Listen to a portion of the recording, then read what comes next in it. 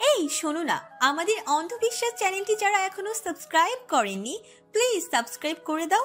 আর অল্প কিছু সাবস্ক্রাইবার হলে 1,00,000 পরিবার হবে। সবাই প্লিজ সাবস্ক্রাইব এবং বেশি বেশি শেয়ার করে দাও প্লিজ। মির্জাবাড়ির নারকেল বাগানে এক টগবগে যুবকের রক্তাক্ত দেহ লুটিয়ে পড়ে আছে মাটিতে।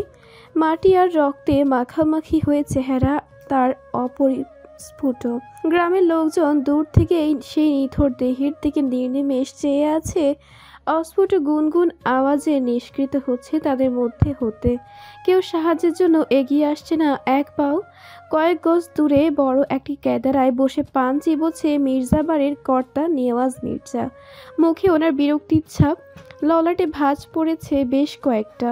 পানের ফিক মাটিতে ফেললেন তিনি। ক্ষিপ্ত হয়ে ধমকের সুরে বলে উঠলেন, এই এই কি হইতাছে এখানে? এত শোরগোল কিসের? সার্কাস চলতেছে? মুহূর্তে সবার ভয়ে ততস্থ হয়ে গেল, থেমে গেল সব হট্টগোল। পালোয়ান গোছের কিছু লোক মাটিতে লুটিয়ে পড়ে থাকা যুবকটির ঘিরে দাঁড়িয়ে আছে, হাতে তাদের শক্তপোক্ত লাঠি। তাদের থেকে কিছুটা দূরে হাত পা ছড়িয়ে ছিটিয়ে বসে আকত মিনতি করে কাঁদছে একজন বয়স্ক লোক। ক্ষণে ক্ষণে চিৎকার করে বলে উঠছেন, এই আমার পোলাডারে ছাইরা দেন, মইরা যাবেই তো ওই। এই একমাত্র পোলা আমার, ও মরলে আমাগো কি হইব? নেওয়াজ মির্জার রাগ বিরক্তি ক্রমশ বৃদ্ধি পেতে লাগলো। কিছু বলার উদ্দেশ্যে ঠোঁট দুটো প্রশস্ত করলেন, কিন্তু পারলেন না বলতে। ভিড় ঠেলে এগিয়ে এলো একজন প্রাপ্তবয়স্ক সুঠামদেহী যুবক। নেওয়াজ মির্জার সামনে এসে থামলো সে। খুব শান্ত, তার মুখশ্রী তুখর তীক্ষ্ণ চাহনি। বেশ গম্ভীর কণ্ঠে বলে উঠল, আপনি বাড়িতে যান আব্বা, এই দিক আমি সামলাইতেছি। বিব্রত হলেন নেওয়াজ মির্জা, শুকনো ঢোক গিললেন, ইতস্তত করে বললেন, তুই আবার কেন আইলে? ছেড়া খাড়ো কাম আমি তো। কথাটা সম্পূর্ণ শেষ করতে না দিয়েই হাতের ইশারায় বাবাকে থামিয়ে দিল ইফাত মির্জা। কণ্ঠে তেজ এনে বলল, কইলাম না আপনি বাড়িত যান, আমি আইতাছি। আর আপনি সহ আপনার আদরের মাইয়া অন্দর মহলে উপস্থিত থাকেন, কথা আছে। নেওয়াজ মির্জা মাথা নাড়িয়ে সবার মধ্য দিয়ে হেঁটে চলে গেলেন। পালোয়ান গোছের লোকগুলোর দিকে দৃষ্টি নিবদ্ধ করলো ইফাত মির্জা। আদেশের সুরে বলে উঠল, ছেলেটাকে হাসপাতালে ভর্তি করিয়ে দাও, যত খরচ লাগে দিব। যতক্ষণ না এই ছেলের জ্ঞান ফিরে ততক্ষণ পর্যন্ত একে ছেড়ে কোথাও যাবে না। লোকগুলো মাথা নাড়ল ইফাতের হুকুমে, নড়ে চড়ে উঠল। তাদের মধ্য থেকে একজন আহত যুবকটিকে কাঁধে তুলে নিয়ে হাসপাতালের উদ্দেশ্যে রওনা দিল। ইফাত যুবকটির বাবার কাছে গিয়ে হাতে কয়েক হাজার টাকার নোট গুঁজে দিল, বলল, টাকাগুলো রাখুন চাচা, ছেলের চিকিৎসা করান। আর কখনো যাতে মির্জা বাড়ির ধারের কাছেও তাকে না দেখি। চোখের পানি মুছে লোকটি উঠে দাঁড়ালেন, আশ্বস্ত করে বললেন, শুধু আমার পোলা কেন, আমগো কাউরেই কখনো মির্জাবাড়ির আশপাশে দেখবেন না বাবজান, কখনো না। মির্জাবাড়ির অন্দরমহলে সকলে উপস্থিত হয়েছে। নেওয়াজ মির্জা সোফায় গা এলিয়ে চোখ জোড়া বন্ধ করে রেখেছেন। সোফার এক কোণে গুটিসুটি মেরে বসে আছে একটি মেয়ে। আখি জোড়া ফুলে গেছে, দেখেই বোঝা যায় আখি থেকে অনেক বর্ষণ হয়েছে তার। তৎক্ষণাৎ ভেতরে প্রবেশ করলো ইফাত। মেয়েটি চকিতে মাথা তুলে তাকালো, চমকে উঠল সঙ্গে সঙ্গে। বুকের ভেতরটা মুচড়ে উঠল ভয়ে, যা মুখাবয়বে সুস্পষ্ট। পেছনে দুই হাত রেখে সোজা হয়ে দাঁড়ালো ইফাত। চারিদিকে চোখ বুলিয়ে সবাইকে পরখ করে নিল একবার। গলা ঝেড়ে প্রশ্ন ছুড়ে দিল, ওই পোলারে কেন মারলেন আব্বা? নেওয়াজ মির্জা সোজা হয়ে বসলেন। কয়েক সেকেন্ড থেমে দাঁতে দাঁত চেপে বললেন, কেন মারছি মানে? ওই আজাতের পোলার কত বড় সাহস জানোস তুই? আমারও বাড়ির পাঁচিল টপকাইয়া আমারও মায়ার লগে অসভ্যতামি করতে আইছিল। ভাগ্য ভালো কুদ্দুস দেইকা ফালাইছে, তাই তো ধরবার পারছি বাটারে। তুই না আটকাইলে আইজি ওরে জানে মায়েরা ফালাইতাম। ইফাতের মুখশ্রী এখনো স্বাভাবিক। চুপটি করে সোফায় গিয়ে বসল। মেয়েটি দ্রুত বসা থেকে উঠে 2 কদম পিছিয়ে গেল, যা দৃষ্টি এড়ালো না ইফাতের। সেসবে পাত্তা না দিয়ে অকস্মাৎ বলে উঠল, এক হাতে তালি বাজে এমন কথা কখনো শুনছেন আব্বা? এমন একটি কথায় ভড়কে গেলেন নেওয়াজ মির্জা। ইতস্তত করে পুত্রের উদ্দেশ্যে প্রশ্ন করলেন, কি কইতে চাস? একটা পোলা এমনি এমনি মির্জা বাড়ির দেওয়াল টপকাইয়া ভিতরে ঢুকবো? এত সাহস? সামনের গেটে যে দারোয়ান আছে তা কি সে জানে না? সবার চোখ ফাঁকি দিয়া আইলো কেমনে? চমকালেন নেওয়াজ মির্জা। চমকায়িত কণ্ঠে বলে উঠলেন। তার মানে? ইফাত উঠে দাঁড়ালো, সেই মেয়েটির দিকে এগিয়ে গিয়ে গেল। রাগ মিশ্রিত কণ্ঠে বলল, আপনার আদরের মাইয়ার লগে ওই পোলার প্রেমের সম্পর্ক আসিল, সেই খবর কি জানেন আব্বা? আপনার মাইয়ার কথাই ওই পোলা বাড়ির ঢুকছে, নইলে গ্রামের কোনো মাইনসের কলিজা এতটাও বড় হয় নাই যে সবার চোখ ফাঁকি দিয়া মির্জা বাড়ির ঢুকবো। তাই বিচার যদি করতে হয় ন্যায্য বিচার করেন। আবারও চমকালেন নেওয়াজ মির্জা। রাগে কপালের রগ বাহির থেকে স্পষ্ট হয়ে গেল। খানিকক্ষণ কিংকর্তব্য বিমূঢ় হয়ে বসে রইলেন। জোরে জোরে শ্বাস নিতে লাগলেন তিনি। আকস্মিক চেঁচিয়ে বললে উঠল, আস্থাইকা ইরার ঘর হইতে বাইর হওয়া নিষেধ। এরা মেয়েটি বিস্ময়ে লাফিয়ে উঠল, কেঁদে দিল শব্দ করে। চোখের মনি থেকে টুপটাপ করে ঝরে পড়ল কয়েক ফোঁটা নোনা পানি। ঠোঁট দুটো ঘন ঘন কাঁপছে। ইফাত কয়েক সেকেন্ড নীরবে দাঁড়িয়ে রইল, তারপর স্থান ত্যাগ করল। ধীরে ধীরে অন্দরমহল খালি হতে লাগলো। নেওয়াজ মির্জার দ্বিতীয় স্ত্রী ইসমাত তারা খাতুন শাড়ির আঁচল কোমরে গুজে বড় বড় কদম ফেলে মেয়ের দিকে এগিয়ে এলেন। চুলের মুঠি শক্ত করে ধরে দাঁতে দাঁত চেপে বললেন, নষ্ট মাইয়া মানুষ, এই দিন দেহার লাইগা জন্ম দিছিলাম তোরে। ব্যথায় কুকড়ে উঠল ইরা। মুখ দিয়ে সূচক শব্দ বেরিয়ে এলো। মনে হলো এই বুঝি চুলের গোছি ছিঁড়ে যাবে। ইসমাত তারা খাতুন মেয়ের চুলের মুঠি ধরে টানতে টানতে ঘরে নিয়ে গেলেন তাকে। সশব্দে দরজা আটকে দিলেন। দরজা আটকানোর শব্দ কানে আসতেই হেসে উঠলেন নেওয়াজ মির্জার প্রথম স্ত্রী মাহবুবা বেগম। পুত্রবধূকে হাতের ইশারায় কাছে ডাকলেন। ফিসফিস করে বলে উঠলেন, এই মায়াডার লয়ে অনেক গর্ব আসিল ছোট বইয়ের, এখন কই গেল সেই গর্ব? মায়া আকাম ধরা পইরা ধোতা মুখ একেবারে ভোতা হইয়া গেছে। শাশুড়ির এমন কথায় বিরক্ত বোধ করল কোহিলি, কিন্তু প্রকাশ করল না সম্মুখে। প্রত্যুত্তরে জোরপূর্বক হাসল। গ্রামের হাই স্কুলের পাশ দিয়ে প্রধান সড়ক চলেছে। সড়ক পার হয়ে উত্তর দিকের খালি জায়গাটা নতুন দালান উঠবে। কয়েকটা মিনি ট্রাক ভর্তি ইট, বালু, রড, সিমেন্ট এসে থামছে সেখানে। স্কুলের সহকারী হেডমাস্টার ফয়সাল ইসলাম। বছর 3 আগে এই জমিটি তিনি কিনে নিয়েছেন এ গ্রামেরই একজনের থেকে। কিছু উটকো ঝামেলার কারণে বাড়ির কাজটা ধরতে পারছিলেন না এতদিন, কিন্তু আর কতদিন। সন্তানেরা বড় হচ্ছে, নিজেদের একটা বাড়ির খুব প্রয়োজন হয়ে দাঁড়িয়েছে। তাই আর বিলম্ব না করে মনে প্রবল সাহস সঞ্চয় করে শুরু করে দিলেন কাজ। গ্রাম থেকে সদরের পথ 4-5 কিলোমিটার। 2 দিন আগে শহর থেকে বড় মাপের একজন ইঞ্জিনিয়ার এনে বাড়ির নকশা তৈরি করিয়াছেন। এখন সেই নকশা অনুযায়ী কাজ শুরু হবে। গাছের নিচে বসে আছে ফয়সাল ইসলাম। খাতা কলম হাতে সবকিছুর হিসেব মিলিয়ে লিখে রাখছে একজন সহকারী। ওনার থেকে বেশ কিছুটা দূরে দাঁড়িয়ে কন্ডাক্টর কারোর সঙ্গে মুঠোফোনে কথা বলতে ব্যস্ত তিনি। নেওয়াজ মির্জার বড় ছেলে মামুন মির্জা লুঙ্গির কিছুটা অংশ কোমরে শক্ত করে বেঁধে সঙ্গে 2জন লাঠিয়াল নিয়ে এগিয়ে এলো তাদের দিকে। লম্বা করে সালাম দিল, আসসালামু আলাইকুম মাস্টার সাহেব। ফয়সাল ইসলাম চকিতে মাথা তুলে তাকালেন। আপনা আপনি কপালে কয়েকটি ভাঁজ পড়ল। এই সময়ে মামুনকে এখানে দেখে বেশ অবাক হয়েছেন তিনি। সালামের জবাব নিয়ে বললেন, ওয়ালাইকুম আসসালাম। তা তুমি এ সময় এখানে?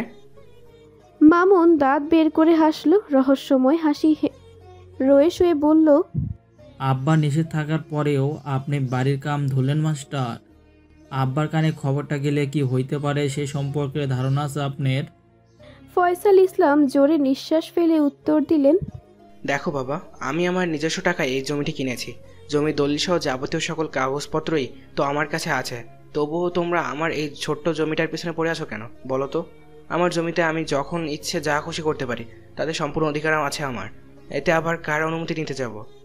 ফয়সাল ইসলামের এমন তেড়া উত্তর মোটেও পছন্দ হলো না মামুনের। গ্রামের লোকজন মির্জা বাড়ির মানুষদের যথেষ্ট মান্য করে চলে, সেখানে কিনা 2 দিনের বৈরাগী মাস্টারের এত সাহসিকতা। মামুন এবার কণ্ঠে কাঠিন্যতা এনে বলল, যত তাড়াতাড়ি পারেন সব মালপত্র এখান থাইকা সরান, কোনো কাম শুরু হইব না। মামুন তার সঙ্গে আসা লাঠিয়ালদের ইশারা দিল। সঙ্গে সঙ্গে তারা ট্রাকের কাছে গিয়ে ঝাড়ি দিয়ে বলল, আর একটা ইটও নিচে নামবো না যাইনতে। তেতে উঠলেন ফয়সাল ইসলাম। চেয়ার ছেড়ে উঠে দাঁড়ালেন, প্রতিবাদ করে বললেন, তুমি বাধা দেওয়ার কে? অনেক সহ্য করেছি তোমাদের, কিন্তু আর না। আমি এখানেই বাড়ি বানাবো। বাড়ির কাজ কাল থেকে শুরু হবে। বেশি বাড়াবাড়ি করলে আমি থানায় যাব। দেশে আইনগুলো কিছু আছে, মনে রেখো। থেমে গেল লোক দুজন। মামুনের মুখখানা মলিন হয়ে গেল। তার আর কথা বাড়ালো না সে, বরং চুপচাপ স্থান ত্যাগ করলো। কন্ডাক্টর বরকতুল্লাহ এগিয়ে এসে সন্ধিহান কণ্ঠে বললেন, মির্জা পুত্র এত সহজে চুপচাপ চলে গেল, নিশ্চয় খারাপ কোনো মতলব আছে। থাকুক মতলব, যা ইচ্ছে করুক। আপনারা আপনাদের কাজ করুন, আমিও দেখে নিব এদের। মির্জা বাড়ির সামনে মাঝারি আকারের একটা বাগান, যেখানে বসার জন্য চেয়ার টেবিলের ব্যবস্থা আছে।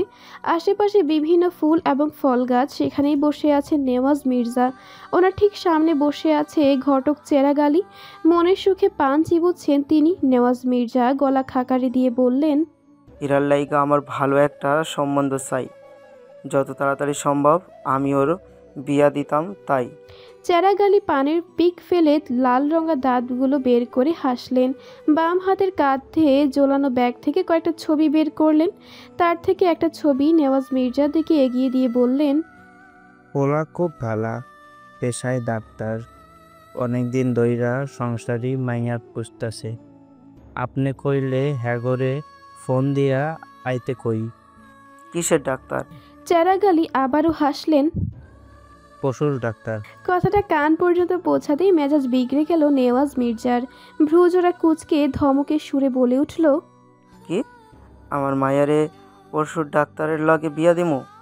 চেরাগ আলীর মুখখানা চুপসে গেল। সামনের ব্যক্তি যে রেগে গেছে তা তিনি বুঝতে পেরেছেন। জোরপূর্বক হেসে আরেকটা ছবি বের করে বললেন, আমার কাছে আরো অনেক পোলা আছে, আপনি যেইটা ইচ্ছা বাইসা নেবেন। এই যে এই পোলা হইতেছে গিয়া ইঞ্জিনিয়ার, বাপ মা সহ কানাডায় থাকে। বিয়ার পর বউরেও সাথে লইয়া যাইব।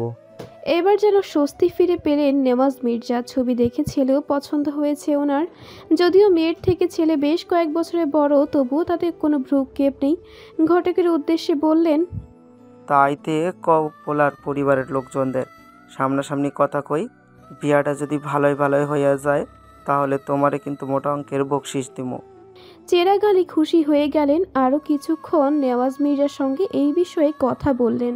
তারপর চা বিস্কুট খেয়ে বিদায় নিলেন। বাম হাত দিয়ে লুঙ্গির এক অংশ শক্ত করে ধরে বড় বড় কদম ফেলে এগিয়ে এলো মামুন। কপালে তার বিন্দু বিন্দু ঘাম জমেছে। ফর্সা মুখশ্রীতে রাগ স্পষ্ট। ছেলের এমন মুখভঙ্গি দেখে কিছুটা একটা যে হয়েছে আন্দাজ করতে পারলেন নেওয়াজ মির্জা। প্রশ্ন করলেন, কি হয়েছে? মামুন রাগে ফুঁসতে ফুঁসতে উত্তর দিল, ওই ফয়সাল মাস্টারে বাড়ির কামে হাত দিছে, সব মালপত্র নিয়ে আইছে বাড়ির করার লাইগা। তাতে তুই রাগলি কেন? হ্যাঁ পয়সায় হ্যাঁ বাড়ি করব, তাতে আমাগো কি? আমাগো কি মানে? যে জমির লাইগা এত কিছু করলেন, সেই জমিতে মাস্টার বাড়ি বানাইবো, আর আপনি কন আমাগো কি? কি এত বড় সাহস?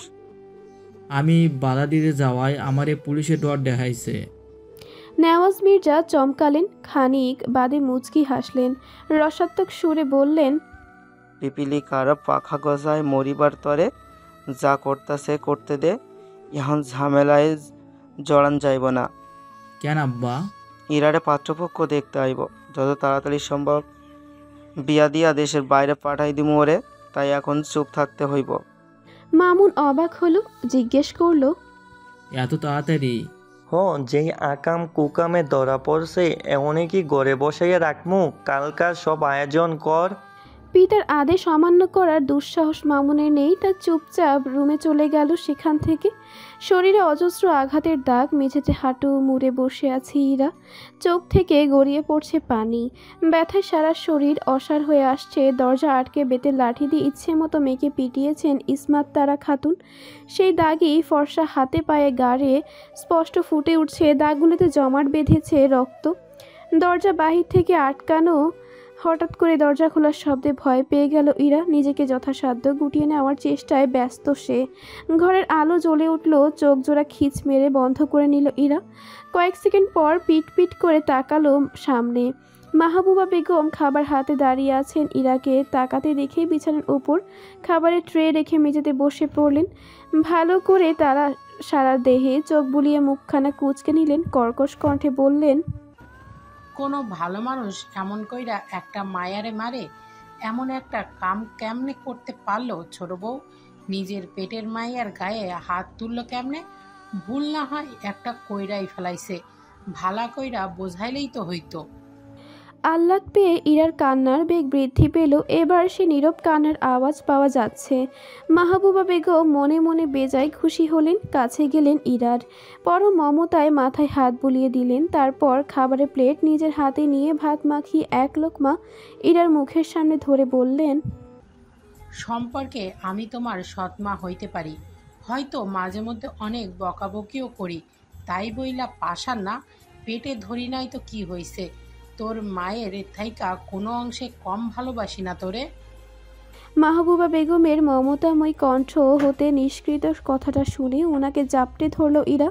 শব্দহীন হাসলেন উনি, যেই হাসি ইরার চোখের আড়ালেই রয়ে গেল। নিজের থেকে ইরাকে ছাড়িয়ে যত্ন সহকারে খাবার খাওয়ালেন, সঙ্গে আনা ওষুধগুলো খাইয়ে দিলেন, ক্ষতস্থানে লেপটে দিলেন মলম। ইরার মনটা খুব খারাপ, বিষণ্ণতা গ্রাস করেছে তাকে। মুখের ওপর একদল তমিশ্রা জেঁকে বসেছে, কোনো কিছুতেই মনোযোগ নেই তার। কোহলি সহ বেশ কয়েকজন মিলে তাকে সাজাতে ব্যস্ত। চোখ দিয়ে অশ্রুর বন্যা বইছে, চোখের কাজল লেপটে মুখের অবস্থা করুণ। মেকআপ নষ্ট হয়ে যাচ্ছে বারংবার। কোহলি এবার বেশ বিরক্ত হলো। এ নিয়ে 4 বার নতুন করে তাকে কাজল পরানো হয়েছে, মেকআপ ঠিক করে দেওয়া হয়েছে, এমনকি কাঁদতেও নিষেধ করা হয়েছে, অথচ তাতে ইরার কোনো হেলদোল নেই।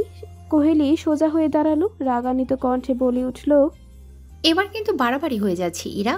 আরেকবার যদি চোখ থেকে পানি ঝরে তাহলে আমি কিন্তু ছোট মাকে ডেকে আনবো, তা তোমার জন্য মোটেও ভালো হবে না। চমকে গেল ইরা, ভয়ত দৃষ্টিতে তাকালো কোহলির মুখশ্রীতে, নাক টেনে চোখ জোড়া মুছে নিল, অধৈর্য স্বরে বলল, আমি আর কানবো না ভাবি, আপনি আবার আমারে কাজল লাগাইয়া দেন। কোহলি স্বস্তির নিঃশ্বাস ফেললেন। পাত্রপক্ষ বসে আছে অন্দরমহলে সোফার এক কোণে, চুপচাপ বসে তাদের পর্যবেক্ষণ করতে ব্যস্ত ইফাত। দৃষ্টি এবার পাত্র আজাদের দিকে। নেওয়াজ মির্জা তাদের ঠিক সামনে বসে আছেন, কথার ফাঁকে ফাঁকে বিভিন্ন তথ্য জেনে নিচ্ছেন। চেরাগ আলী তাদের পাশেই বসে গপাগপ মিষ্টি খাচ্ছেন। আজ সকাল থেকে ইসমাত তারা খাতুনকে দেখতে খুব চিন্তিত মনে হচ্ছে। গতকাল সেই যে রাগের মাথায় ইরাকে প্রহার করেছিলেন, গালমন্দ করেছিলেন, তারপর আর ওদিকে পা বাড়াননি। লজ্জা এবং অনুতপ্ত হয়ে মেয়ের সামনে গিয়ে দাঁড়াতে পারেনি। কী বা করার ছিল ওনার? স্বামীর বিপরীতে কথা বলার সাহস যে ওনার নেই। মাহবুবা বেগম রাগান্বিত হয়ে পায়চারি করছেন ঘরে, জোরে জোরে নিঃশ্বাস ফেলছেন, বিড়বিড় করে বলছেন, ওরা আমার পোলাডারে কি কামের লোক পাইয়া বইছে? দই বসাবি না তো অন্য কাউরে গিয়া ক। আমার পোলারে কেন পাঠাইতে হইব? নিজের পোলারে সাহেব বানাইয়া ঘরে বইসা রাখছে, যত ঝামেলা সব আমার পোলাডার ওপরে। গতকাল রাতেই সিদ্ধান্ত নেওয়া হয়েছিল বাড়িতে দই বসানো হবে, কিন্তু ব্যস্ততায় এবং বিভিন্ন কারণবশত আর বসানো হয়নি দই। শেষে ইসমাত তারা খাতুন মামুনকে বাজারে পাঠান দই আনতে। যতই হোক এই গরমে ভারী খাবার, শেষে পাতে একটু দই কিংবা জর্দা না থাকলে কি হয়? এই বিষয়টি মূলত মাহবুবা বেগমের পছন্দ হয়নি। ইরাকে সাজানো শেষ, মেকআপের মাধ্যমে তার গালের 5 আঙ্গুলের দাগ ঢেকে দেওয়া হয়েছে। নেওয়াজ মির্জা লোক পাঠিয়েছেন মেয়েকে অন্দরমহলের নিয়ে আসার জন্য। কোহলি ননদের মাথায় বড়সড় একটা ঘোমটা টেনে দিয়ে তাকে নিয়ে অন্দরমহলে উপস্থিত হলো। আর চোখে নেওয়াজ মির্জার পানে তাকালো ইরা। পিতার ক্রোধ মিশ্রিত আখিদয় অবলোকন হতেই সবাইকে সালাম দিল, সৌজন্যমূলক হেসে তাদের সামনে বসলো। আজাদের পরিবার একে একে প্রশ্ন করা শুরু করলো। দুপুরে খাওয়া শেষে সবাই বিদায় নিয়ে মির্জাবাড়ি থেকে চলে গেল। মেয়েকে তাদের পছন্দ হয়েছে, তাই আজই বিয়ের দিন তারিখ ঠিক করে গেছেন। তাদেরকে বিদায় দিয়ে ভেতরে প্রবেশ করলেন নেওয়াজ মির্জা। মুখে ওনার আনন্দ বিরাজ করছে। এরা দৌড়ে গিয়ে বাবার পায়ে পড়লো, হাউমাউ করে কেঁদে দিল।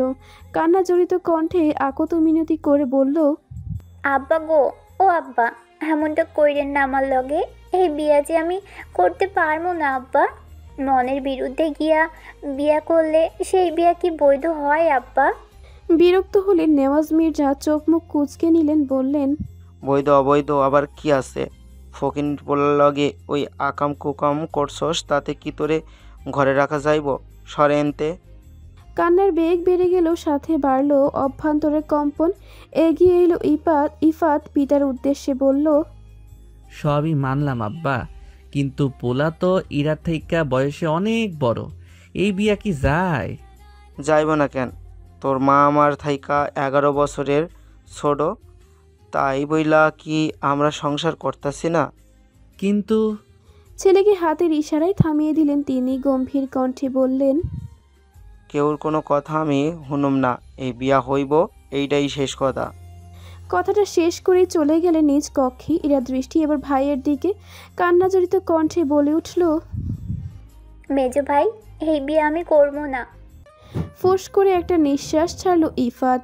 বোনকে কি বলে সান্ত্বনা দিবে বুঝতে পারল না।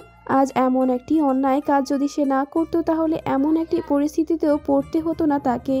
ভাইয়ের থেকে উত্তরের আশায় তাকিয়ে আছে ইরা। ইফাত কিছুক্ষণ নীরবতার পর আশ্বস্ত করে বলল, ঘরে যা, দেখি কি করা যায়। কিছুটা আশার আলো দেখতে পেল ইরা। চোখের পানি ডান হাতের উল্টো পিঠে মুছে ঘরে চলে গেল। স্কুল শেষে নিজের জমিটায় এসে দাঁড়ালেন ফয়সাল ইসলাম। চোখে ওনার আনন্দ চিকচিক করছে। এই জমিটা নিয়ে একটা সময় কত ঝামেলাই না পোহাতে হয়েছে, কিন্তু কেন এত ঝামেলা তাই বোধগম্য নয় ওনার। তবে যাই হোক, এত দিন নিজের একটা বাড়ির স্বপ্ন দেখেছেন, উনি যা পূরণ হতে চলেছে খুব শীঘ্রই। শিখা বেগম বসার ঘরে বসে কাঁথা সেলাই করছেন। স্বামীকে ভেতরে প্রবেশ করতে দেখে খাতা রেখে দৌড়ে রান্নাঘরে গেলেন। শরবত তৈরির জন্য আগে থেকে সব কিছু ঠিকঠাক করে রেখেছিলেন। চটজলদি শরবত বানিয়ে বাইরে এলেন। স্বামীদিকে এগিয়ে দিলেন গ্লাসটি। ফয়সাল ইসলাম এক নিঃশ্বাসে শরবত পান করে টেবিলের ওপর খালি গ্লাসটি রাখলেন। শিশা বেগম শুধালেন, আজ এত দেরি হলো যে? স্কুল শেষে ওদিকটা একটু গিয়েছিলাম, বাড়ির কাজ ঠিকমতো হচ্ছে কিনা দেখার জন্য। শিখার মনে আনন্দ খেলে গেল। উৎসাহিত কণ্ঠে বললেন, অবশেষে আমাদের নিজেদের একটা বাড়ি হতে চলেছে, তাই না? হ্যাঁ, কম তো আর অন্যের বাড়িতে ভাড়া থাকা হলো না। তুলাপুরের হাই স্কুলটাই হচ্ছে ইউনিয়নের মধ্যে দ্বিতীয়তম হাই স্কুল। স্কুলটি আধা সরকারি। ফয়সাল ইসলাম এই স্কুলে শিক্ষক হয়ে এসেছেন প্রায় 12 বছর হতে চলেছে। প্রথম যেদিন তিনি জয়েন হয়ে এসেছিলেন তখন ওনাকে স্কুল থেকে লজিং মাস্টার হিসেবে থাকার ব্যবস্থা করে দেওয়া হয়। এই গ্রামেরই একটি বাড়িতে। তুলাপুর থেকে ওনার বাড়ির দূরত্ব ছিল অনেক, যার ফলে রোজ রোজ যাতায়াত সম্ভব ছিল না। ওনার পৈতৃক নিবাস ছিল নাটোরে। পুরো 1 বছর একা কাটানোর পর পাশেই একটা বাড়ি ভাড়া নেন। বাড়িটা অনেক দিন ধরেই খালি পড়েছিল। বাড়ির সদস্যরা এখানে তেমন আসে না, থাকে শহরে। বছরে একবার এসে দেখে যায় বাড়ি। সব সুবিধা করে ফয়সাল ইসলাম স্ত্রী সন্তানকে নিয়েও আসেন নিজের কাছে। গ্রাম ইউনিয়ন এখন আগের মতো নেই। সময়ের সঙ্গে সঙ্গে অনেক কিছুই পরিবর্তন হয়েছে। সে ঋণের স্কুলটা এখন 3 তলা দালানে পরিণত হয়েছে। শিক্ষক শিক্ষিকার সংখ্যা বেড়েছে আগের তুলনায় কয়েক গুণ। ফয়সাল ইসলামেরও মায়া বেড়েছে গ্রাম আর স্কুলের প্রতি। গ্রামের মানুষেরা যথেষ্ট সম্মান করে ওনাকে, যার কারণে প্রত্যেক কিছু সম্পত্তি বিক্রি করে এখানে জমি কিনেছেন বাড়ি তৈরি করার জন্য। সারাদিনের কাজ শেষে বিছানায় এসে সবে শুয়েছে মামুন, তখনই ঘরে আগমন ঘটে মাহবুবা বেগমের। ছেলের শিয়রে গিয়ে বসে ডাকলেন, ঘুমাইয়া গেছো সাব্বাজান? মায়ের কণ্ঠস্বর পেয়ে তৎক্ষণাৎ বন্ধ চোখজোড়া খুলে ফেলল মামুন। শোয়া থেকে উঠে বসলো। জিজ্ঞেস করলো, কিছু কইবা আম্মা? কি আর কমু, এই বাড়ির কি আমার কিছু কওনের আছে? মামুন ভ্রুজোড়া কুঁচকে নিল। মাহবুবা বেগম আফসোসের সুর তুলে বললেন, তুই হইলি গিয়া বাড়ির বড় পোলা, অথচ তোর কোনো সম্মানই নাই এই বাড়িতে। চাকরের মতো সারা দিন কামলা খাইতে হয়। কি কো আম্মা, নিজের বাড়ির কাম করলে কি কেউ চাকর হয়ে যায়? ছেলের এমন সাদাসিধে স্বভাবটা মোটেও পছন্দ নয় মাহবুবা বেগমের। মাঝে মাঝে ওনার বেশ চিন্তা হয়, আমি মরার পর পোলাডার কি হইব, কেমনে চলবো? তখন যদি সবাই ওরে কামের লোক বানাইয়া রাখে, যদি সম্পত্তি থাইকা বঞ্চিত করে। দীর্ঘশ্বাস ফেললেন তিনি। মামুন শুধালেন, কি ভাবো আম্মা? না কিচ্ছু না, সারাদিন যা খাটাখাটনি করছস, অহন একটু ঘুমা। চলে গেলেন মাহবুবা বেগম। মামুন পূর্বের ন্যায় আবারও শুয়ে চোখজোড়া বন্ধ করে নিল। কলেজ থেকে বাড়ি ফিরছে পায়রা। গাড়ি থেকে নেমে বাড়ির পথে হাঁটা ধরল। মেইন রোড থেকে নামলেই ইটের সরু রাস্তা। আজ ফিরতে ফিরতে সন্ধ্যা হয়ে গিয়েছে। মনের মধ্যে ভয় কাজ করছে তার। বাড়িতে গেলে নির্ঘাত মায়ের বকুনি খেতে হবে। দ্রুত পা চালাচ্ছে পায়রা, আর মনে হচ্ছে আকাশ কুসুম চিন্তা করছে। আচমকা পেছন থেকে এক গম্ভীর পুরুষালী কণ্ঠ ভেসে এলো, কি ব্যাপার কবুতর, এ সময় কোথা থেকে এলে? প্রতিমধ্যে থেমে গেল পায়রা, পেছন ঘুরল, পরিচিত মুখখানা দেখে ললাটে কয়েকটা ভাঁজ পড়ল। এগিয়ে এলো কাঙ্ক্ষিত মানুষটি, ফের প্রশ্ন করলো, কোথা থেকে এলে? বিরক্ত হলো পায়রা। এমনিতেই মনে তার ভয় হানা দিয়েছে, তার উপর বাইরের মানুষের কাছে জবাবদিহি। সামনে দাঁড়ানো ছেলেটি উত্তরের জন্য অপেক্ষা করছে। পায়রা কর্কশ কণ্ঠে বলে উঠল, শ্বশুর বাড়ি থেকে এলাম। ছেলেটি হেসে দিল, কি অপরূপ তার হাসি। পায়রা চমকায়িত দৃষ্টিতে তা অবলোকন করল। ছেলেটি চোখ মেরে বলল, বলো কি? আমি তো এতক্ষণ বাড়িতেই ছিলাম, কই তোমায় তো দেখলাম না। বিরক্তি এবার রাগে পরিণত হলো। আর কোনো কথা না বলে উল্টো ঘুরে হাঁটা ধরলো পায়রা। পেছন থেকে ছেলেটি বলে উঠল, এভাবে আমায় একা ফেলে চলে যাচ্ছ কবুতর? পায়রার থেকে আর কোনো উত্তর এলো না। ছেলেটি তার যাওয়ার পথে তাকিয়ে মুচকি হাসলো। শিখা বেগম মেয়ের জন্য অপেক্ষা করছেন দেখেই বোঝা যাচ্ছে রেগে আছেন উনি। সন্ধ্যা 6:30 বাজে, অথচ মেয়ের কোনো খবর নেই। ভয়ে ভয়ে ছোট ছোট কদম ফেলে ভেতরে প্রবেশ করলো পায়রা। সোফায় মাকে বসে থাকতে দেখে চুপসে গেল। শিখা বেগম বসা থেকে উঠে দাঁড়ালেন, কিছু বলার জন্য ঠোঁট দুটো প্রশস্ত করলেন, কিন্তু ওনাকে কিছু বলার সুযোগ না দিয়ে পায়রা বলে উঠল, সকালে টিউশনটা কলেজ শেষে করতে হয়েছে। স্যার একটা কাজে আটকে যাওয়ায় সকালে আসতে পারেননি, তার উপর আজ গাড়িও পাচ্ছিলাম না, তাই দেরি হয়ে গেছে। বিশ্বাস করো মা, আমি ইচ্ছে করে দেরি করিনি। মুহূর্তে রাগ গলে গেল শিখা বেগমের। গলা ঝেড়ে বললেন, আচ্ছা ঘরে যা, আমি খাবার বাড়ছি। পায়রা একটা স্বস্তির নিঃশ্বাস ফেলে ঘরে চলে গেল। রাতের খাওয়া শেষে ঘরের বারান্দায় চেয়ারটাতে বসে আছেন নেওয়াজ মির্জা। পান চিবোচ্ছেন তিনি। ইফাত দরজার সামনে এসে অনুমতি চাইল। আসমু আব্বা? পুত্রকে দেখে হাসলেন নেওয়াজ মির্জা, বললেন, আয় আয়, বাপের ঘরে আইতে আবার অনুমতি লাগে? মৃদু হেসে ভিতরে প্রবেশ করলো ইফাত। পিতার সম্মুখে চেয়ার টেনে বসলো। নেওয়াজ মির্জা শুধালেন, তা কি মনে কইরা আজ বাপের কাছে? সঙ্গে সঙ্গে উত্তর দিল না ইফাত। কিছুটা সময় নিল, ভাবলো, তারপর রয়েস হয়ে বলল, ইরা যে মারাত্মক একটা ভুল কাম করছে তা মানলাম, ওর বিয়ে ঠিক করছেন তাও মানলাম, কিন্তু ছেলেটা ইরার থাইক্কা বয়সে একটু বেশি বড় হইয়া গেছে না? এখন আর আগের দিন নাই আব্বা, সময় বদলাইছে, ভাইবা দেখেন। ভ্রুজোড়া কুচকে নিলেন নেওয়াজ মির্জা, বললেন, বয়স দিয়া কি আসে যায়, পোলা তো ভালা। বিয়ের পর ইরারে লইয়া কানাডা যাইবগা। আমাদের লগে আমার কথা হইছে, ওই কইছে ওইখানে কোনো স্কুলে ওরে ভর্তি করাই দিব। শুনছি বিদেশে নাকি কলেজ বইলা কিছু নাই, স্কুল আর কি জানি ওইটারে। ইউনিভার্সিটি? হ ওইটাই। কিন্তু ইরার তো বিয়াতে মত নাই, জোর কইরা বিয়া দেওয়া তো ইসলামে জায়েজ না আব্বা। তেতে উঠলেন তিনি, শক্ত গলায় বললেন, প্রেম কয়রা তো হারাম, তখন খেয়াল আসছিল না? প্রত্যুত্তরে তৎক্ষণাৎ কিছু বলতে পারল না ইফাত, ভাবতে লাগলো। নেওয়াজ মির্জা উঠে দাঁড়ালেন, বললেন, আমি তোকে বাপ, কিসের তোকে ভালো মন্দ সব আমার জানা। ইরারে লইয়া আর কোনো কথা শুনবার চাই না। এখন যা, রাত হইছে, ঘুমা গিয়া। চলে এলো ইফাত। পিতার ক্রোধ মিশ্রিত কথার বিপরীতে আর কি বা বলার আছে তার। গভীর রাত, সবাই গভীর ঘুমে আচ্ছন্ন। প্রতিটি ঘরই অন্ধকার। অন্ধরমহলে আবছা আবছা আলো জ্বলছে। বালিশে মুখ গুজে ফুপিয়ে ফুপিয়ে কাঁদছে ইরা। চোখে তার ঘুম নেই। আজ 4 রাত সে নিদ্রাহীন। চোখের নিচে গাঢ় এক কালো প্রলেপ বসে গেছে। প্রিয় মানুষের কথা বড্ড মনে পড়ছে। কতদিন হলো তাকে দেখে না ইরা। সে কি সুস্থ আছে? আব্বার মায়ের দাগ কি শুকাইছে?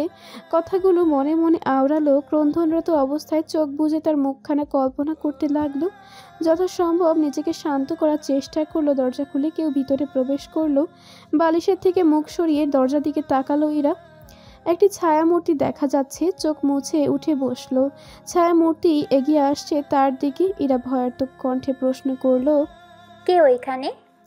সামনে ছায়ামূর্তি থেকে কোনো উত্তর এলো না। ইরা তরতর করে ঘামছে। ভয় বেড়ে গেছে প্রচণ্ড। শাসানোর সুরে বলে উঠল, কি হইল? কে ওইখানে? উত্তর না দিলে আমি কিন্তু চিৎকার দিব। এবার নেই কোনো উত্তর। শেষমেশ বাধ্য হয়ে ইরা চিৎকার দেওয়ার সিদ্ধান্ত নিল। অধর প্রসারিত করতেই ছায়ামূর্তিটি দৌড়ে এসে তার মুখ চেপে ধরল। চমকে উঠল ইরা। ভ্রুজোড়া কুঁচকে গেল। কপল বেয়ে 2 ফোঁটা অশ্রু গড়িয়ে পড়ল। ছায়ামূর্তি মুখ থেকে হাত সরিয়ে নিতেই আশ্চর্যজনিত কণ্ঠে ইরা বলে উঠল, তুমি? ও ছোট চাষি গো, তাড়াতাড়ি আহেন, দেখা যান ইরা আপা তো পালাইয়া গেছে। ইসমাত তারা রান্নাঘরে সকলের নাস্তা তৈরি করছেন। নেওয়াজ মির্জা অন্দরমহলে পায়ের উপর পা তুলে বসে আছেন। সবে চায়ের কাপে চুমুক বসিয়েছিলেন, আচমকা এমন একটি বাক্য কর্ণ করে পৌঁছাতেই মাথায় উঠে গেল চা। জোরে জোরে কাশতে লাগলেন তিনি। মাহবুবা দৌড়ে এলেন স্বামীর নিকট, পিঠে হাত বুলিয়ে দিতে দিতে উদ্গ্রীব হয়ে বললেন, একটু দেখা খাইবি তো? ইস রে, কি একটা অবস্থা হইছে। ইসমাত তারা রুটি বেলা রেখেই মাথায় ঘোমটা টেনে নিলেন। ইরার ঘরের দিকে হাঁটা ধরলেন। আমিনার মা এখনও সেখানেই দাঁড়িয়ে। ইসমাত তারা ভেতরে প্রবেশ করলেন, ঝাঁঝালো কণ্ঠে বললেন, তোমার কি কোনো আক্কেল নাই আমেনার মা? এমন কইরা কেউ চিল্লাচিল্লি করে? এমনিতে আমার মাইয়াটা এ বাড়ির চোখের বিষ হইয়া দাঁড়াইছে, তার উপর এমন কথা কারো কানে গেলে কি হইব ভাবতে পারছো? আমিনার মা মেঝেতে দৃষ্টি নিবদ্ধ করলো, বলল, সত্যি কইতাছি চাচি, আপা পালাইছে। আবার এক কথা, পলাইব কেন? সে জোর কি আছে? আশেপাশে ভালো মতন খুঁজে দেখো, বাড়ির ভিতর কোনো একখানে আছে হয়তো। সব খুঁজছি চাচি, আপনার আলমারিতে কোনো কাপড় চোপড় নাই, সব লইয়া পালাইয়া গেছে। দেখেন দে আমনে। ভ্রুজোড়া কুচকে গেল ইসমাত তারার। দ্রুত আলমারির কাছে গেলেন। সত্যি আলমারিতে কোনো পোশাক নেই। ড্রেসিং টেবিলের উপর থেকেও সকল জিনিসপত্র উধাও। শুকনো ঠোক গিলল তিনি। নেওয়াজ মির্জা তখনই প্রবেশ করলেন ঘরে। আমিনার মায়ের উদ্দেশ্যে প্রশ্ন করলেন, কি জানি কইলি তন, ইরা কই গেছে? আমিনার মা কয়েক সেকেন্ড নীরব থেকে বললেন, আপা পালাইছে। চোখ মুখ কুচকে নিলেন নেওয়াজ মির্জা। ইসমাত তারা স্বামীর পানে তাকালেন, মনে মনে দোয়া দুরুদ পাঠ করতে লাগলেন, মায়েরা যাতে এই ভুল না করে। আল্লাহ বিড়বিড় করে বলতে লাগলেন তিনি। নেওয়াজ মির্জা সেখান থেকে প্রস্থান করলেন। চেঁচিয়ে ডাকলেন, মামুন, মামুন। পিতার ডাক শুনে ঘর থেকে প্রায় দৌড়ে এলো মামুন। জিজ্ঞেস করলো, কি হয়েছে আব্বা? ইরা ফালাইছে, সবাইরে খবর দে, পুরা গ্রামে তল্লাশি চালা, আজকার মধ্যে ওরে আমার সামনে দেখতে চাই। চিন্তা করেন না আব্বা, আমি যাইতেছি। ওদন দেহে কালো রঙের শার্ট জড়িয়ে বাড়ি থেকে বের হলো মামুন। একটানা দুদিন বৃষ্টির পর আজ সূর্য গর্জে উঠেছে আকাশে, আলো ছড়াচ্ছে জমিনে। চারদিকে ভ্যাপসা গরম, ধান খেতে হাঁটু সমান পানি জমেছে। সেই পানির রেশ ধরে সেখানে মাছের উৎপাত ঘটেছে। সম্ভবত খালবিল থেকেই পানির স্রোতে ভেসে এখানে এসে আটকে গেছে মাছগুলো। গ্রামের বেশ কয়েকজন ছেলে বুড়োরা কোমরে লুঙ্গি বেঁধে নেমেছে সে পানিতে। ছোট ছেলেদের কাছে তা কোমর পানি, আর বড়দের কাছে তা নিতান্তই হাঁটু পানি। তাদের সঙ্গে যোগ দিয়েছে ইফাত। সে তার পরনে জিন্স হাঁটু পর্যন্ত ভাঁজ করে নেমে পড়েছে পানিতে। শরীরে কর্দমায় মাখামাখি, তাতে কোনো হেলদোল নেই তার। সে তো মাছ ধরতে ব্যস্ত। পায়রা আজ কলেজ যায়নি, কোচিং তার বন্ধ। এই সুযোগে কলেজও ফাঁকি দিয়েছে। এমনটা সে মাঝে মাঝেই করে। দ্বিতীয় বর্ষে ওঠার পর থেকে কলেজের প্রতি তার অনীহা জন্মে গেছে। বাড়ির উঠোন পেরিয়ে মস্ত এক ফাঁকা জায়গা, তার বেশি কিছুটা দূরে থেকে আবার দল বেঁধে বাড়ির লাইন শুরু। পায়রা মাথায় ওড়না টেনে সেখানে গিয়ে দাঁড়ালো। সেখান থেকে পূব দিকে মুখ করে তাকালেই ধান ক্ষেত দেখা যায়, তবে তা পুরোপুরি স্পষ্ট নয়। শিখা মেঘে দাঁড়িয়ে থাকতে দেখে চেঁচিয়ে জিজ্ঞেস করলেন, ওখানে কি করছিস পারু? পায়রা উৎসাহিত কণ্ঠে বলল, মা দেখে যাও, সবাই মিলে ধান খেতে কি যেন করছে। শিখা ভ্রুযুগল কুঁচকে নিয়ে এগিয়ে এলেন, ভালো করে পর্যবেক্ষণ করলেন, বললেন, মাছ ধরছে ওরা? মুখখানায় মলিনতা ভর করল পায়রার। মেয়ের মলিন মুখশ্রী দেখে দৃষ্টি এড়ায়নি শিখার। শুধালেন, তোর আবার কি হলো? আজ আমি যদি ছেলে হতাম তাহলে ওদের মতোই মাছ ধরে আনতাম, আর তুমি তা রান্না করতে। কত মজা হতো, তাই না মা?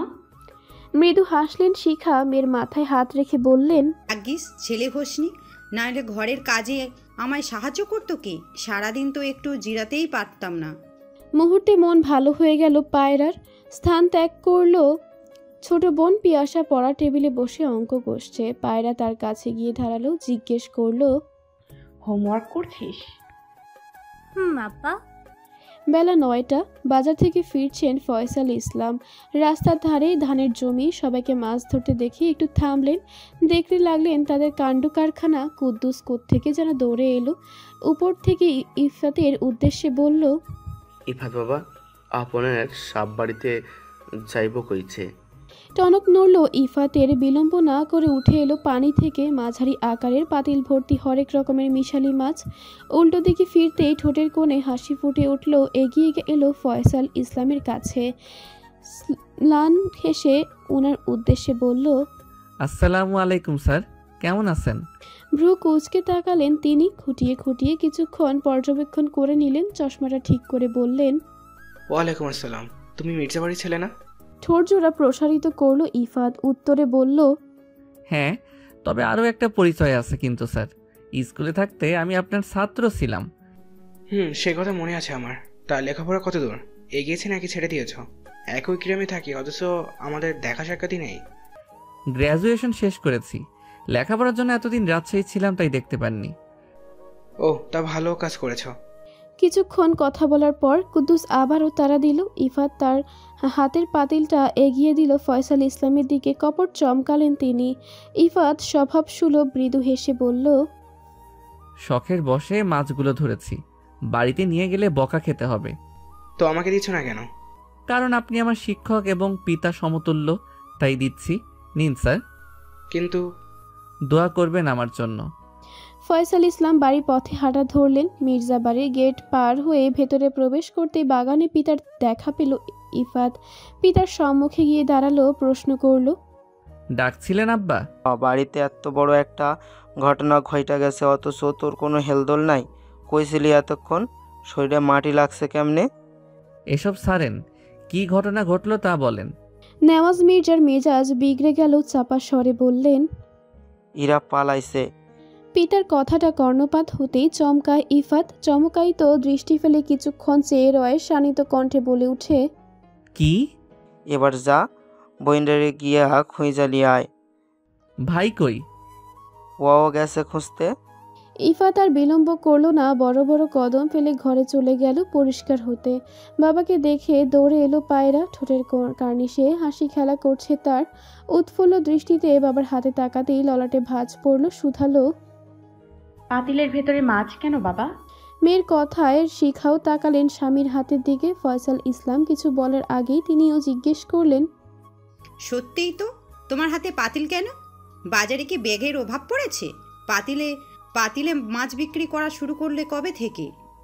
ফয়সাল ইসলাম বাজারে ব্যাগ মেয়ের হাতে দিয়ে পাতিলটি স্ত্রীর নিকটে রাখলেন। হেসে বললেন, আর বলো না, মির্জা বাড়ির ছোট ছেলেটা আছে না, ওই যে ইফাত, ওই দিল। আমি আপত্তি জানানোর পরেও শুনলো না, জোর করে হাতে ধরিয়ে দিয়েছে।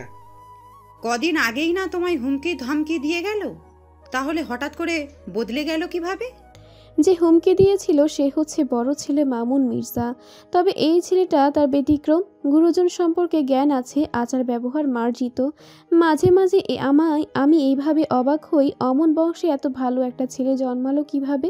শিখা প্রত্যুত্তর করলেন না। পিতার সব কথাই কর্ণপাত হলো পায়রার। প্রতিক্রিয়াহীন বাজারে ব্যাগ রান্নাঘরে রেখে চলে গেল। মামুন তার দল নিয়ে উপস্থিত হয়েছে আবার আফাজউদ্দিনের বাড়িতে। দোচালা টিনের বাড়িটির অবস্থা নাজেহাল করে দিয়েছে। তাদের বাধা দেওয়ার চেষ্টা করেছেন আফাজউদ্দিন, কিন্তু বয়স্ক দেহ নিয়ে পেরে উঠছেন না তাদের সঙ্গে। মামুন তেজি কণ্ঠে আবারও শুধালেন, সত্যি কইরা কও, তোমার পোলা কই? না কইলে কিন্তু এবার তোমার বাড়ি ভাঙ্গা ফেলমু। কেঁদে দিলেন তিনি। এই বয়সে এসে এত অপমান সহ্য হচ্ছে না। এককালে বেশ কয়েক বিঘা জমি ছিল ওনার। তার থেকে কয়েক বিঘা জমি বন্ধক রেখে বড় ছেলেকে বিদেশে পাঠিয়েছিলেন। ছেলে কথা দিয়েছিল বিদেশ গিয়ে রোজগার করে সব জমি ছাড়িয়ে আনবে, বাবা মায়ের দেখভাল করবে, কিন্তু সে আর কথা রাখেনি। বাবা মায়ের খোঁজ খবর নেওয়া বন্ধ করে দিয়েছে অনেক বছর হলো। তারপর থেকে সে ছেলেকেই তিনি ত্যাগ করেন। ছোট ছেলেটাকেই একমাত্র সম্বল করে বাঁচার স্বপ্ন দেখেন। মাথা গোজার জন্য ভিটেটা রেখে বাকি সব জমি জমা বিক্রি করে ছোট ছেলেকে শহরে লেখাপড়া করতে পাঠান। ছেলেটা খুব ভালো, বাবা মা বলতে পাগল। লেখাপড়া শেষে চাকরি খুঁজতে গিয়ে ঘটে আরেক বিপত্তি। চাকরি পেতেও নাকি টাকা দিতে হবে, ওই টাকাটাও উনি জোগাড় করেন। ছেলে ভালো চাকরি পেল, বেতন পেল। বেতনও ভালো, ওনাদের স্বামী স্ত্রীর দিনগুলো ভালোই কাটতে লাগলো। কিন্তু তারপর হুট করেই জানা গেল ছেলেটি একটি মেয়ের সঙ্গে প্রেমের সম্পর্কে জড়িয়েছে। সেই মেয়েটাই হচ্ছে ইরা, মির্জা বাড়ির একমাত্র মেয়ে। সেদিন মার খাওয়ার পর ছেলের অবস্থা আধমরা হয়ে গিয়েছিল। তার চিকিৎসার সব দায়িত্ব ইফাতে নিয়েছিল। ছেলে কিছুটা সুস্থ হতেই আফাজ উদ্দিন তাকে আবারও শহরে পাঠিয়ে দেন। সাথে কড়া গলায় বলে দেন, এই গ্রামে আর কোনোদিন পা দিবি না তুই। দরকার হইলে আমরা গিয়া তোরে দেখা আমু, কিন্তু তোর আসার কোনো প্রয়োজন নাই। উনি জানেন ছেলে ওনার একেবারের জন্য গ্রামে আসেনি, মনে প্রাণে তা বিশ্বাসও করেন। তাহলে মির্জা বাড়ির ওই মেয়েটা গেল কই? আবারও চেঁচিয়ে উঠল মামুন। দেহে কম্পন হলো আফাজ উদ্দিনের। কান্না জড়িত কণ্ঠে রয়ে শোয়ে ধীরে ধীরে বললেন, দেখেন আব্বা, আতিফ সেদিনের পর আর গ্রামে পা রাখে নাই। এহেন ওর শরীরে ঘা শুকায় নাই, কেমনে এখানে আইব কব? লোকটার কথা বিশ্বাস হলো না মামুনের। চটজলদি সে একটা সিদ্ধান্ত নিল। পাশে থাকা একজনকে বলল, রাসেল, কেরোসিন ঢাইলা দে বাড়িতে, মশাল লইয়া আয়, আইজ আগুন জ্বলব, সব পুরাইয়া দিমু। গলা শুকিয়ে কাঠ হয়ে গেল আফাজ উদ্দিনের। আকত মিনতি করতে লাগলেন যাতে এমন একটি কাজ তারা না করে, কিন্তু মামুনের কান পর্যন্ত সেই মিনতি পৌঁছালো না। রাসেল নামক ছেলেটি মশাল এনে মামুনের হাতে দিল, বাকিটায় সঙ্গে নিয়ে বাড়িটায় কেরোসিন ঢেলে ছিটালো। মামুন জ্বলন্ত মশাল হাতে এক পা করে এগিয়ে গেল বাড়িটার দিকে। তৎক্ষণাৎ কেউ তার হাতটা শক্ত করে ধরে ফেলল। চমকালো সে। ছোট ভাইকে দেখে আরো অবাক হলো। ভাইয়ের পানে দৃষ্টি চওড়াও করে তাকালেন। কণ্ঠে কঠোরতা মিশিয়ে বলল, তুই এইখানে আমার হাত ধরছস কেন? ইফাত ভাইয়ের হাত থেকে মশাল ছিনিয়ে নিল। কলপারে গিয়ে পানি দিয়ে মশালের আগুন নিভালো। মামুনের রাগ হলো, প্রচণ্ড পরিমাণের রাগ। ক্রোধ মিশ্রিত কণ্ঠে প্রশ্ন করল, কি করলি এটা? কেন করলি? ইফাত মশালটি সেখানেই রেখে এগিয়ে এলো ভাইয়ের দিকে। বলল, এনাদের দোষটা কই ভাই? ঘরে আগুন কেন দিতে যাচ্ছিলে? ওগো, পোলায় আমাগো বন্ডে নিয়ে পালাইছে। আমি জিগানের পরেও এই বুইরা নিজের পোলার ঠিকানা দিতেছে না। তাইলে আর কি করমু? কি করা উচিত ছিল ক তুই? ভ্রুজোড়া কুচকে আফাজ উদ্দিনের দিকে তাকালো ইফাত। আফাজ উদ্দিন আবারও পূর্বের কথাগুলোই বললেন। ইফাত অকপটে লম্বা নিঃশ্বাস ফেলল। বলল, উনি ঠিকই তো বললেন ভাই। আতিফ কিভাবে আসবে? গ্রামের লোকদের আমি জিজ্ঞেস করেছি, কেউ তাকে সেদিনের পর আর গ্রামের ধারের কাছেও দেখেনি, দারোয়ানরাও দেখেনি। রাগ কিছুটা হলেও সংবরণ হলো মামুনের। শান্ত গলায় জিজ্ঞেস করলো, তাহলে গেল কই ইরা? জানি না, তবে আমার মনে হচ্ছে ইরার পালানোর পেছনে বাড়ির কারোরই হাত আছে। নইলে বদ্ধ ঘর থেকে কিভাবে বের হলো? সবার চোখ ফাঁকি দিয়ে পালালো কিভাবে? ভাইয়ের কথায় মামুনের টনক নড়ল। দ্বিধান্বিত চাহনিতে বলল, আমাগো বাড়ির কেউ? এখন বাড়িতে চলো, খুঁজে লাভ নেই। যারা নিজেদের ইচ্ছাকৃতভাবে লুকিয়ে নেয় তাদের খুঁজে পাওয়া যায় না। কোনো উপায় না পেয়ে মামুন বাড়ির দিকে হাঁটা ধরল। পিতার সম্মুখে কিভাবে দাঁড়াবে, কি উত্তর দেবে ভেবে মস্তিষ্ক কাজ করা বন্ধ করে দিয়েছে। ইফাত আফাজ উদ্দিনের কাছে ভাইয়ের হয়ে ক্ষমা চেয়ে নিজেও বাড়িতে চলে গেল। বিকেলের মধ্যেই পুরো ইউনিয়নে বাতাসের বেগে ছড়িয়ে পড়েছে নেওয়াজ মির্জার কোনা বাড়ি থেকে পালিয়ে গেছে। এই নিয়ে চায়ের দোকান সহ আশেপাশের সব জায়গাতেই আলোচনা সমালোচনা চলছে। নেওয়াজ মির্জা ঘাপটি মেরে বসে আছে সোফায়। লোক লজ্জা পা ফেলেননি বাড়ির বাইরে। ছেলেদের অন্দরমহলে প্রবেশ করতে দেখে ভিতরে কোনো এক অংশে আশার আলো খুঁজে পেলেন। দ্রুত বসা থেকে উঠে দাঁড়ালেন বাচ্চাদের মতো। একদমে প্রশ্ন করলেন, পাইলি আমার মাইয়ারে? কই গেছিল? পিতার শিশুসুলভ আচরণে ভরকে গেল মামুন। বিমুখ দৃষ্টি স্থির করল মেঝেতে। আকারভঙ্গি স্পষ্ট জানান দিচ্ছে পিতার আদেশে পূরণ করতে না পারায় সে লজ্জিত। বড় ছেলের থেকে আশানুরূপ উত্তর না পেয়ে ছোট ছেলের দিকে তাকালেন নেওয়াজ মির্জা। ইফাত গম্ভীর কণ্ঠে বলল, পাইনি আব্বা। পুত্রের দিকে বড় বড় নেত্রে তাকালেন তিনি। নিভে গেল আশার প্রদীপ। ধপ করে বসে পড়লেন সোফায়। কি করবেন এখন? কিভাবে মুখ দেখাবেন পাত্রপক্ষের সামনে? গ্রামের মানুষও যে আড়ালে ওনাকে বিয়ে ঠাট্টা করছে। আমায় বিয়ে করবে পায়রা? কথা দিচ্ছি, খুব যত্ন করে ভালোবাসবো তোমায়। দরকার হলে সারাক্ষণ পুতুলের মতো কোলে নিয়ে বসে থাকবো, একটু অযত্ন হতে দিব না। করবে বিয়ে? পরিচিত কণ্ঠস্বর হতে এত নেশাতুর মায়াময় বাক্য শুনে বিস্মিত হয় পায়রা। কি নিঃসংকোচ আবদার, নিষ্পলক দৃষ্টিতে তাকিয়ে রয় পুরুষটির পানে। সুপ্ত অনুভূতি ছুঁয়ে যায় হৃদয় প্রাঙ্গণে। অতি সন্তর্পণে নিঃশ্বাস ছাড়ে। ইফাত এগিয়ে আসে অতি নিকটে। দ্রুত পিছিয়ে যায় পায়রা। ইফাত জিজ্ঞেস করে, চুপ কেন পায়রা? পায়রা খেয়াল করলো এই প্রথম লোকটা তার নাম স্পষ্টভাবে উচ্চারণ করেছে। শুনতে কি মোহময় না লাগছে। পায়রা খুব গাঢ় দৃষ্টিতে ইফাতের চোখে চোখ রাখলো। চোখে তার উন্মাদনা। পায়রার নীরবতা অস্থিরতা দেখে কিছুটা একটা ঠাউর করতে পারলো ইফাত। ম্লান হেসে বলল, তোমার এই নীরবতাকে কি আমি হ্যাঁ ধরে নিব? হতভম্ব হয়ে গেল পায়রা। কণ্ঠে তেজ এনে বলে উঠল, কি? শুনতে পাওনি? ঠিক আছে, তাহলে আবার বলছি, আমি তোমায় বিয়ে করে নিজের সঙ্গে বেঁধে ফেলতে চাই পায়রা। তুমিহীনা প্রতিটি মুহূর্ত যে আমার নিকট 1000 বছরের মতো লাগে। আমার হবে পায়রা? সঙ্গে সঙ্গে লজ্জায় মাথা নুইয়ে নিল পায়রা। কপট রাগ দেখিয়ে বলল, একেবারে বউ করে নিয়ে যেতে চাইছেন? ভারী নির্লজ্জ তো আপনি।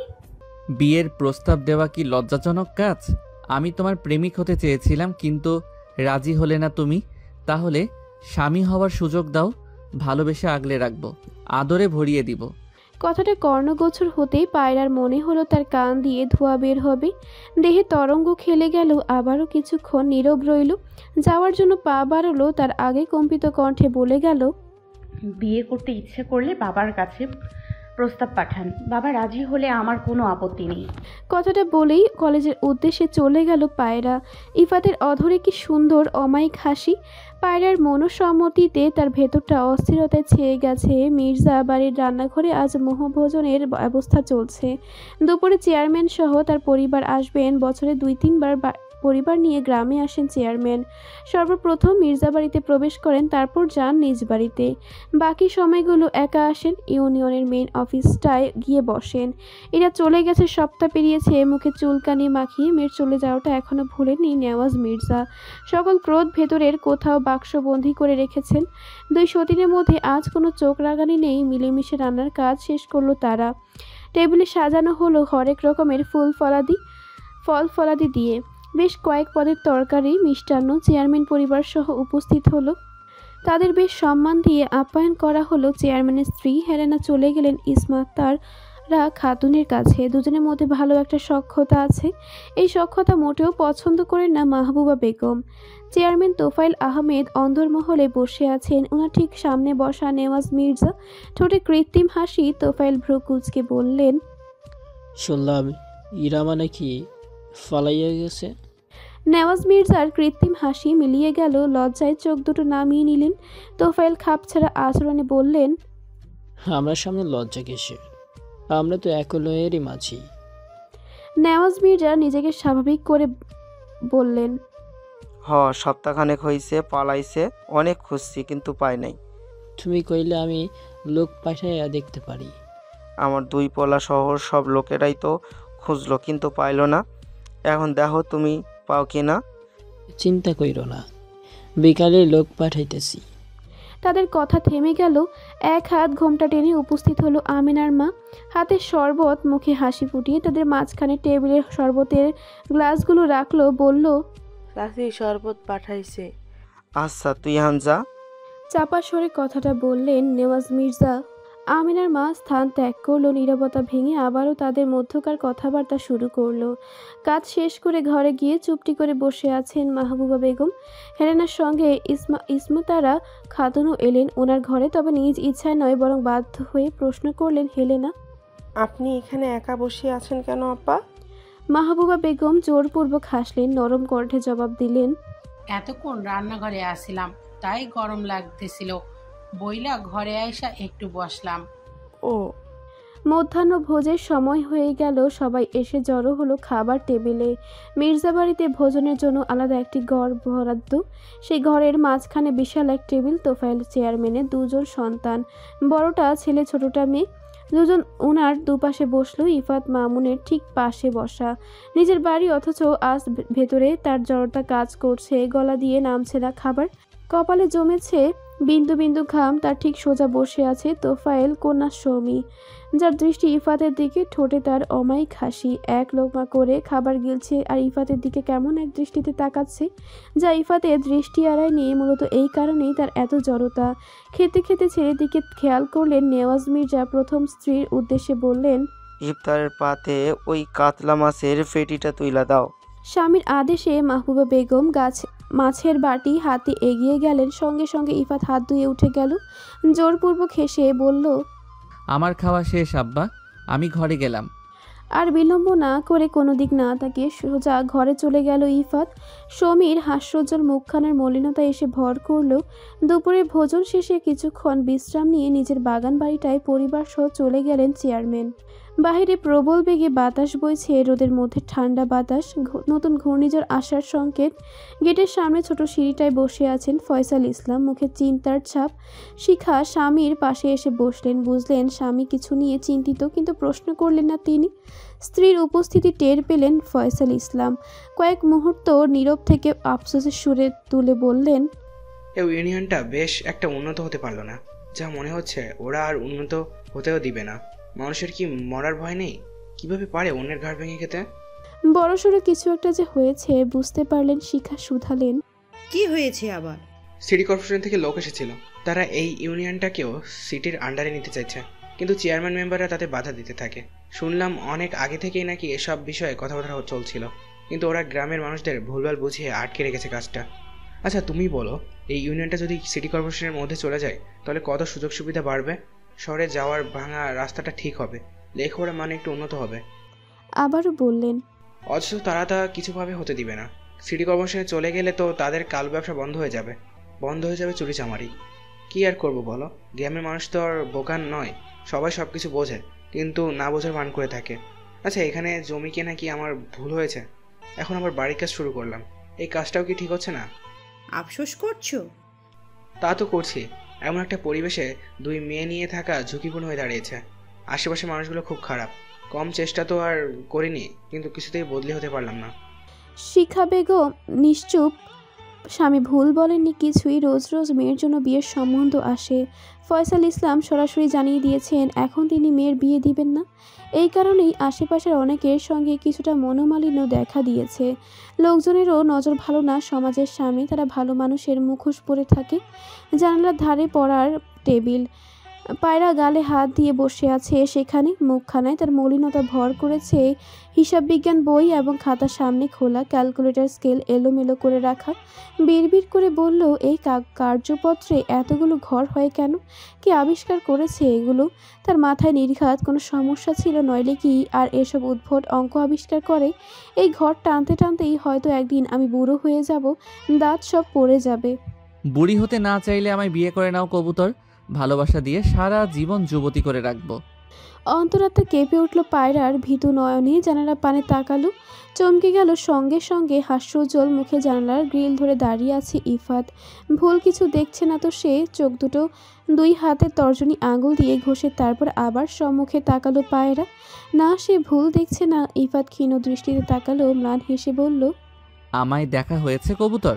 কণ্ঠনালী কেঁপে উঠল পায়রার। বলল, আপনি এখানে? কেউ দেখে ফেললে কেলেঙ্কারি হয়ে যাবে। এতটুকু বুদ্ধিও কি মাথায় নেই আপনার? ইফাত না বোঝার ভান ধরে উল্টো পাল্টা প্রশ্ন করল, কি কেলেঙ্কারি হবে শুনি? কলঙ্ক হবে আমার। সবাই বলবে আমি দিন দুপুরে জানালা দিয়ে প্রেম করি। কিন্তু এখন তো প্রায় সন্ধ্যা। আশ্চর্য হলো পায়রা। সে সিরিয়াস একটা কথা বলল, অথচ লোকটা কিনা মজা নিচ্ছে। ইচ্ছে করলো মুখের উপর জানালাটা আটকে দিতে। এবার হয়তো বুঝে গেল, ধীর কণ্ঠে বলল, জানালা আটকে দেওয়ার কথা মোটেও ভাববে না কবুতর, ডানা কেটে দিব। কি চাই আপনার? তোমাকে। গোল গোল চোখে তাকিয়ে আছে পায়রা। লজ্জা লাগছে, কণ্ঠের স্বর মিয়ে গেছে। মিয়ে যাওয়া কণ্ঠেই বলল, চাইলে কি পাবেন নাকি? চেষ্টা করতে দোষ কোথায়? তোমাকে আমি জয় করেই ছাড়বো। করুন না, মানা করেছে কে? কিন্তু আমার কাছে এলে তো হবে না। জানি, কিন্তু এখন আমি আমার কবুতরকে দু চোখ ভরে দেখে চোখের তৃষ্ণা মেটাতে এসেছি। এই অবাধ্য বেহায়া চোখ দুটো না বারবার তোমায় দেখতে চাই কবুতর।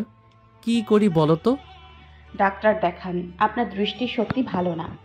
কিভাবে বুঝলে? না বোঝার কি আছে? দৃষ্টিশক্তি ভালো হলে কি আর আমাকে পছন্দ হতো? আপনার জায়গায় আমি হলে পুরো ধরিত্রী খুঁজে কোনো রূপসী গুণবতীকে নিয়ে এসে বিয়ে করে নিতাম, বারবার প্রেমে পড়তাম তার। এত কষ্ট করে আর ধরিত্রী খুঁজে কি হবে?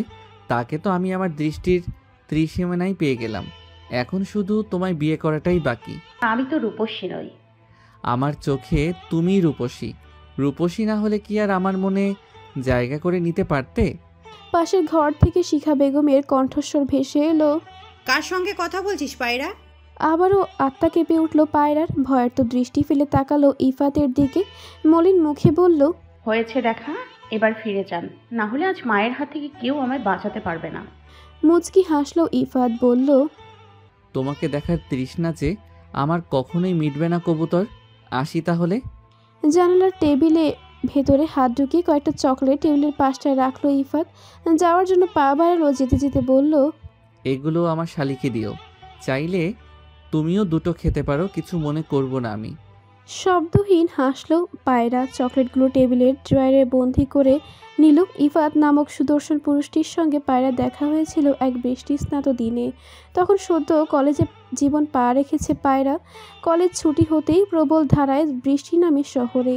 শুভ্র রঙের কলেজ ড্রেস পরিহিত কন্যাটি বৃষ্টিতে ভিজতে ভিজতে গিয়ে অটোতে ওঠে। ঠিক সেই অটোতেই ওর মুখোমুখি বসেছিল ইফাত। সেও ভিজে গেছিল খানিকটা। সেমিস্টার শেষে ছুটি কাটাতে বাড়ি ফিরছিল। আকস্মিক চোখাচোখি হয় দুজনার। অবাধ্য আখিজোড়া মুগ্ধ হয়ে দেখে নেয় সামনে বসে থাকা কিশোরীকে। অপরিচিত দৃষ্টিতে ভয় বৃদ্ধি পায় পায়রার। অশান্ত হয়ে উঠে আখিদয়। ছটপট করতে থাকে মন। নিজেকে গুটিয়ে নেওয়ার ব্যর্থ চেষ্টায় ব্যস্ত হয়ে পড়ে। ইফাত বুঝতে পারে মেয়েটির অবস্থা, দৃষ্টি সরিয়ে নেয় দ্রুত। অটো এসে থামে গন্তব্যে। দুজনে নেমে পড়ে এক জায়গায়। চমকায় ইফাত। নাম না জানা মেয়েটি আশেপাশে কোথাও না কোথাও তাকে ভাড়া মিটিয়ে চলে যায় নিজ রাস্তায়। একই গ্রামের, অথচ মেয়েটিকে চেনে না ইফাত। জানতে ইচ্ছে করে তার সম্পর্কে। তাদের দেখা হয় আবারও। পায়রা কলেজের জন্য নির্ধারিত পোশাক পরে অটোয় ওঠে। ইফাতও কালক্ষেপণ না করেই উঠে যায় সেই অটোয়। পায়রা ভ্রু কুঁচকায়, দৃষ্টি সরায় বাহিরে। মনে মনে কথা সাজায় ইফাত। মুখে গাম্ভীর্য এনে সামনে বসা মেয়েটির উদ্দেশ্যে প্রশ্ন করল, নাম কি তোমার? ঘাবড়ে যায় পায়রা। সামনের পুরুষটির দিকে নিখুঁত দৃষ্টি ফেলে খুঁটিয়ে খুঁটিয়ে পর্যবেক্ষণ করে। ললাটে ভাঁজ পড়ে না। ছেলেটিকে দেখে তো মতলব বাজে মনে হচ্ছে না তাহলে? ইফাত মনে মনে হাসি। দৃষ্টি সরিয়ে নিয়ে গলা ঝেড়ে আবারও বলে, নাম বলতেও আপত্তি? নাম কি আমি খেয়ে ফেলবো নাকি? পায়রা মিহি স্বরে উত্তর দেয়, পায়রা। কয়েক সেকেন্ড থেমে প্রত্যুত্তরে ইফাত বলে ওঠে, কি? কবুতর? আবারও চমকায় পায়রা। কণ্ঠে বিস্ময় এনে বলে, কবুতর না, আমি পায়রা, আমার নাম পায়রা। ইফাতের খাপছাড়া ভাবলেশহীন উত্তর, ওই একই। শেষ পর্যন্ত তোমার বাবা মা তোমার নাম কবুতর রেখেছে? রাগ হয় পায়রার। দাঁতে দাঁত চেপে বসে থাকে ইফাত। বুঝতে পারে মেয়েটি রেগে গেছে। আবার প্রশ্ন করে, বাবার নাম কি? দাঁতে দাঁত চেপেই উত্তর আসে, ফয়সাল ইসলাম। আর প্রত্যুত্তর করে না ইফাত। কয়েক মিনিট অতিক্রম হয়। পায়রা চকিতে মাথা তুলে তাকায়। ফেরতি প্রশ্ন করে, মায়ের নাম জানতে চাইবেন না? এবার আর নিজের গাম্ভীর্য ধরে রাখতে পারে না ইফাত। হেসে দেয় নিঃশব্দে, যা চোখ এড়ায় না সামনে বসে থাকা মেয়েটির। অটো থামিয়ে ভাড়া মিটিয়ে নেমে যায় ইফাত। অটো আবারও চলতে শুরু করে। অপরিচিত পুরুষটির হাবভাব সন্দেহজনক ঠেকে পায়রার নিকট। ইফাতের মনে অজান্তেই গড়ে ওঠে অনুভূতি দিয়ে তৈরি এক বিশাল মহল, যার নাম প্রেম মহল। মেয়েটিকে ভালোবাসে ইফাত। যত্ন করে একদিন এই ভালোবাসাটা প্রকাশ করে দেয়, কিন্তু বিপরীতমুখী থেকে আশানুরূপ উত্তর মেলে না। নিজের কাছেই নিজে প্রতিজ্ঞা করে এই মেয়েটিকে একদিন সে ঠিক জয় করে নেবে। ফয়সাল ইসলামের বাড়ি তৈরিতে বাধা দেয় নেওয়াজ মির্জা। এমনকি তিনি নিজে সেখানে উপস্থিত হয়ে বাধা দিয়েছেন।